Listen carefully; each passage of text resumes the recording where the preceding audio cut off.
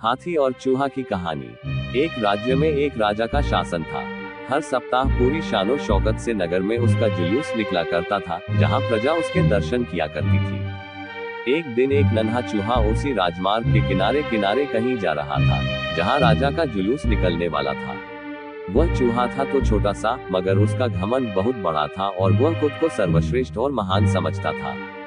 कुछ देर बाद राजमार्ग से राजा का भव्य जुलूस निकला, जिसे देखने लोगों की भीड़ लगने लगी। राजा अपने पूरे दल बल के साथ था। उसके सैनिक उसे घेरे हुए थे। कई मंत्री और अनुचर उसके पीछे थे। वह एक विशाल शाही हाथी पर सवार था। हाथी शाही था, इसलिए उसे भव्यता से सजाया गया था और उसकी शान भी देखते बनते थी। जुलूस में हाथी के साथ एक शाही बिल्ली और एक कुत्ता भी थे। राजा का जुलूस देखने को उमड़ी भीड़ राजा के साथ साथ उसके शाही हाथी की भी प्रशंसा कर रही थी। ये सुनकर घमंडी चूहे को बहुत बुरा लगा। वह हाथी को गौर से देखने लगा, फिर सोचने लगा, इसमें ऐसी क्या खास बात है जो मुझ में नहीं। मैं भी उस जैसा ही हूँ। मेरे पास भी 2 आंखें, 2 कान, 1 नाक और 4 पैर है। फिर उसकी इतनी प्रशंसा क्यों?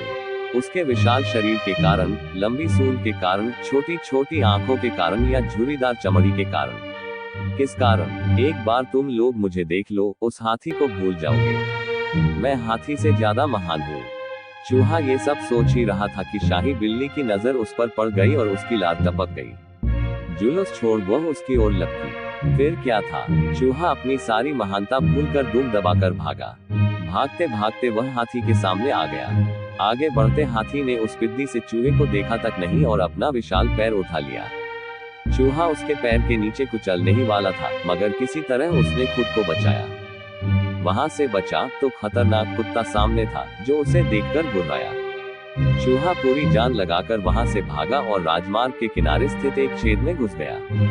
उसका सारा घमंड उतर चुका था। उसे समझ आ चुका था कि वह इतना भी श्रेष्ठ और महान नहीं। सीख: किसी से मात्र रूप रंग की समानता हमें महान नहीं बनाती।